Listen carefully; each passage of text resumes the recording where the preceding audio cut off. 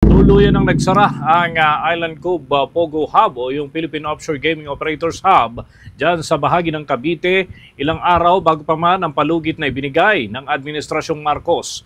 Batay nga sa impormasyong inilabas ng hindi na nagpakilala ng mga empleyado nito mismo, mistulang ghost town na raw ang naturang hub sa kasalukuyan. Ito ay kasunod na rin ng tuluyang paglisa ng libu-libong Chinese at Filipino workers na dating nagtatrabaho doon, habang limitado na rin ang bilang ng mga security guard na nagbabantay sa pasilidad. Ang nasabing hub ay matatagpuan sa bahagi po ng Kawit, Cavite. Tinatayang 5,000 hanggang 7,000 manggagawa ang naapektuhan dahil naman sa pagsasara nito.